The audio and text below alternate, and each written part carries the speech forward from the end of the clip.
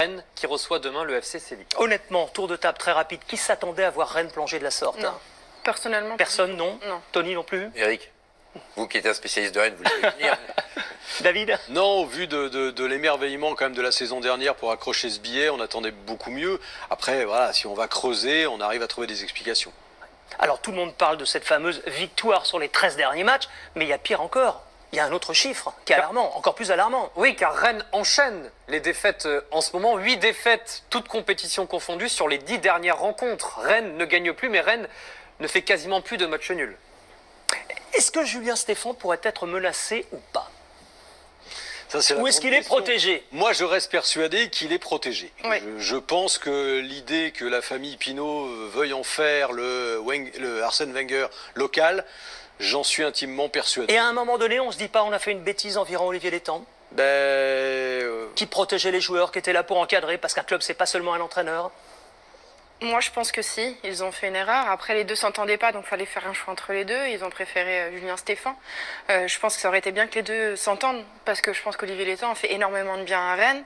S'ils se sont qualifiés en Ligue des Champions, c'est qu'il a amené aussi quelque chose d'autre, une rigueur dans le club, etc., quelque chose de fort, parce qu'il avait de l'expérience. Et je pense que ça aurait été bien que les deux arrivent au final à s'entendre, parce que ça aurait fait un bon duo. C'est que Julien Stéphan a voulu les pouvoirs, maintenant c'est à lui d'assumer, c'est ça?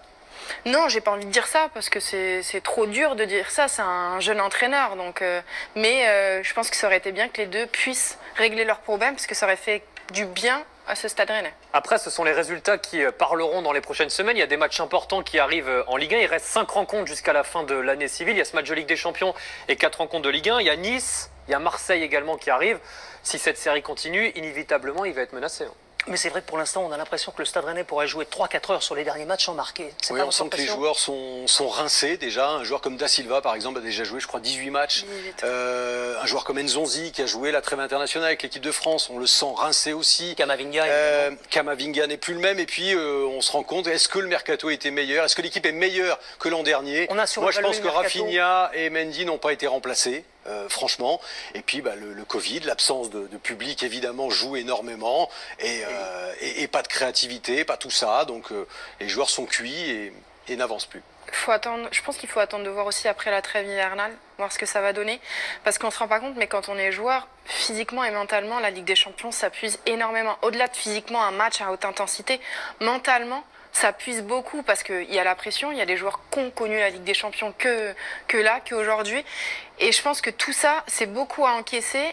Et donc, du coup, c'est pour ça aussi qu'ils ont ces résultats-là. Mais en attendant, le Stade Rennais perd des points. Oui. On vous l'avait montré au moment du début de la Ligue des Champions. Dans cette équipe, quasiment tous les joueurs découvrent la Ligue des Champions. Donc cet enchaînement également, même si certains ont joué la Ligue Europa ces dernières saisons avec le Stade Rennais, cet enchaînement de rencontres à haute intensité, avec de la pression, ils n'ont pas forcément tous l'habitude. Donc c'est un élément à prendre en compte dans l'analyse également des mauvaises performances rennaises. Et pour en revenir au factuel, beaucoup n'ont pas compris la petite phrase de Julien Stéphan après la défaite contre Lens samedi dernier. On a compris que Rennes allait jouer maintenant le maintien. Mise au point du coach rennais aujourd'hui. Le message que j'ai envoyé après le match, c'est pas qu'on jouait le maintien, qu'on devait avoir le comportement d'une équipe qui joue le maintien. Et ça a été complètement transformé par des esprits peut-être un petit peu tendancieux qui ont voulu faire croire que je disais qu'on jouait le maintien. J'ai jamais dit ça. Voilà, donc il faut bien reprendre les propos qui ont été dits. Et lorsqu'on est dans une phase comme ça, le comportement d'une équipe qui joue le maintien, c'est d'avoir la volonté de prendre un point, c'est un point important. Voilà, chaque point est un point important parce que ça permet de redéclencher certaines choses, de redonner de la confiance aux joueurs. Donc voilà pourquoi j'ai utilisé cette expression-là. Il joue sur les mots ou c'est important? Moi, je le trouve, j'ai l'impression qu'il se disperse un peu dans sa communication. Il parle beaucoup, on l'entend beaucoup, Julien Stéphan, et du coup, il est parfois un peu, il dit une chose puis l'inverse. Surtout quand les résultats sont pas là. D'un côté, il a des conférences de presse tous les 3 jours aussi. Ouais, mais il peut être un peu plus langue de bois, peut-être être plus jour le jour. En tout cas, ça contraste avec quelques jours avant Nicolas Olvec qui lui parle de finir la trêve, d'arriver à la trêve hivernale en étant dans les 5 premiers. Il y a quand même 2 discours bien différents. Il y a toujours le discours ambitieux de la présidence et lui qui dit attendez, on va se calmer, on va jouer comme une équipe qui est actuellement en danger. Il y a un double discours aussi des journalistes qui disent qu'il y a trop de langue de bois et puis maintenant qui réclament que quand on s'exprime tous les 3 jours, vous voyez là il doit revenir, il s'est mal exprimé, il doit refaire une mise au point. bon, voilà, il se perd. Moi, je trouve qu'il se disperse un petit peu en communication. Rennes-Séville demain, on en parlera. On parlera le PSG, Başakşehir.